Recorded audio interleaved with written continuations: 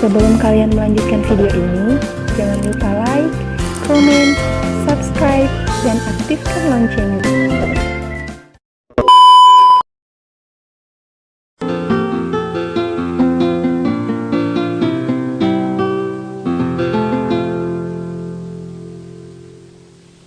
Now read along as the directions for Part C are being read. Part C. Directions. In this part of the test, you will hear several short talks. After each talk, you will hear some questions. The talks and the questions will not be repeated. After you hear a question, read the 4 possible answers in your test book and choose the best answer. Then, on your answer sheet, find the number of the question and fill in the space that corresponds to the letter of the answer you have chosen. Here is an example. On the recording you hear, "Listen to an instructor talk to his class about a television program." I'd like to tell you about an interesting TV program that'll be shown this coming Thursday. It'll be on from 9 to 10 p.m. on Channel 4. It's part of a series called Mysteries of Human Biology. The subject of the program is the human brain, how it functions and how it can malfunction. Topics that will be covered are dreams, memory, and depression. These topics are illustrated with outstanding computer animation that makes the explanations easy to follow. Make an effort to see this show. Since we've been studying the nervous system in class, I know you'll find it very helpful. Now listen to a sample question. What is the main purpose of the program? In your test book, you read A. To demonstrate the latest use of computer graphics. B. To discuss the possibility of an economic depression. C. To explain the workings of the brain. D. To dramatize a famous mystery story. The best answer to the question, "What is the main purpose of the program?" is C. To explain the workings of the brain. Therefore, the correct choice is C. Now listen to another sample question. Why does the speaker recommend watching the program? In your test book, you read A. It is required of all science majors. B. It will never be shown again. C. It can help viewers improve their memory skills. D. It will help with coursework. The best answer to the question, "Why does the speaker recommend watching the program?" is D. It will help with coursework. Therefore, the correct choice is D. Remember, you are not allowed to take notes or write in your test book. Go on to the next page.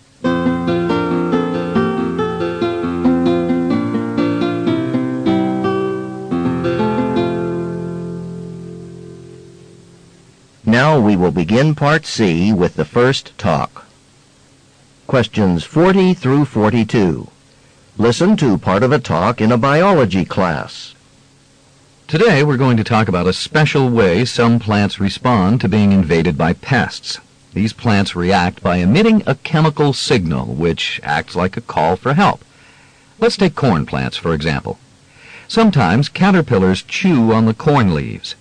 When the caterpillar saliva mixes with the chewed portion of a leaf, the plant releases a chemical scream that attracts wasps. The wasps respond to the signal by flying to the chewed-on leaf and laying their eggs in the caterpillars. The caterpillars die in the next few days as the wasp offspring nourish themselves by feeding off them. Thus, the corn plant prevents all its leaves from being eaten by the caterpillars. This chemical scream is specific. It is only released after the plant has detected the caterpillar saliva.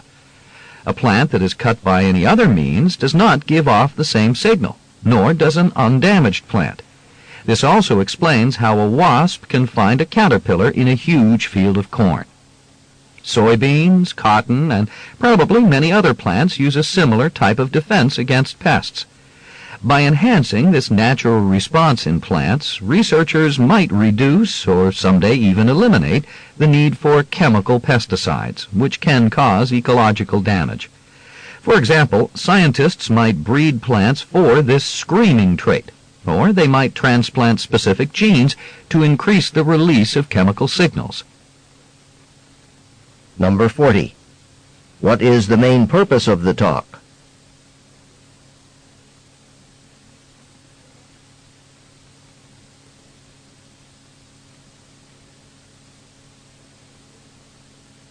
Number 41. What causes the corn plant to emit the chemical signal?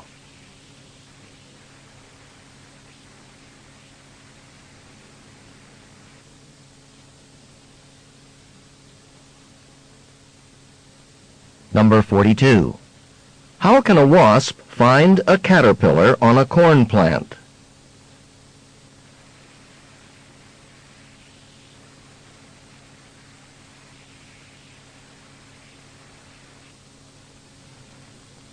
Questions 43 through 47. Listen to part of a talk in a religious studies class. Today we're going to continue our discussion of Buddhism. In our last class we talked about how it's practiced. Today I'd like to talk a little about early Buddhism, which we really don't know much about. Well, what is known is that the teachings of Buddhism were memorized and passed on orally for centuries by its followers. Recently, there was an important discovery of Buddhist manuscripts that are believed to be the oldest ever found. They may be 2,100 years old, and there may be as many as 20 of them. It's expected that we'll be able to learn from them about the spread of Buddhism from present-day India into China and throughout Asia. But the scrolls themselves have presented challenges too. They were very fragile, found rolled up in clay pots. Before they could even be looked at, they needed to be dampened, overnight in fact, and then carefully flattened with tweezers. And it's not as if anybody could just sit down and read them. The scrolls were written in a language that is really rare today. Only a few people are proficient at it. Considering these challenges, it's easy to understand why it's taken scholars so long to examine the scrolls.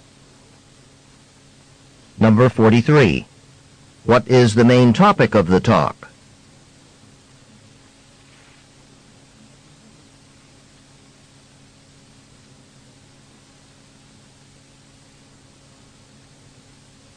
Number 44.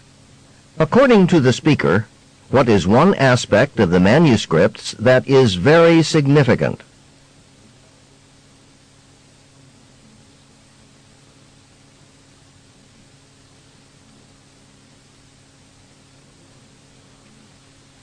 Number 45.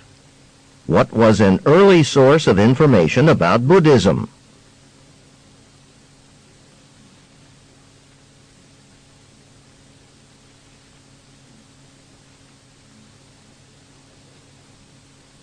Number 46.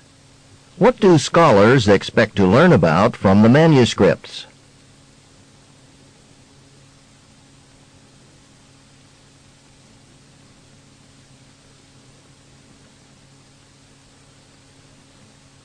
Number 47.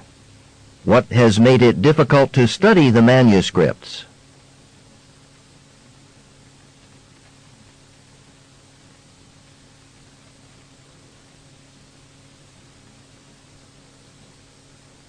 Questions 48 through 50. Listen to part of a lecture in a United States history class. About 200 years ago, the United States economy was growing quickly, mainly because of a booming trade in grain and cotton. This trade in grain and cotton went on in areas near or at the coast, or near navigable rivers. It took place there because it was so expensive to transport goods over the roads that existed. They were muddy, narrow, and hard to travel on. At that time, don't forget, there was only one continuous road that existed in the United States, and it was made up of north to south local country roads linked together to make one long road. Within a short time, the first east to west roads were built. They were called turnpikes.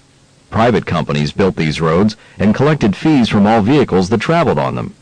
Eventually, a network of dirt, gravel, or plank roadways connected some major cities and towns. But even these turnpike roads were still very slow, and traveling on them was too costly for farmers. they would have spent more money to move their crops than they got by selling them. So we see that even with some major improvements in roadways, farmers still had to rely on rivers to move their crops to market. Number 48. What is the talk mainly about?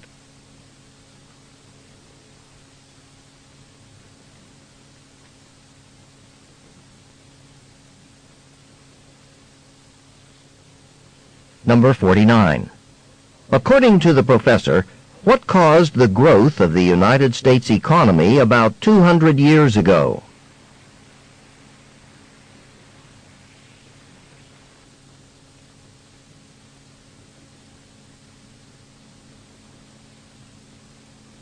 Number 50. According to the professor, what did private companies do after they built new roads?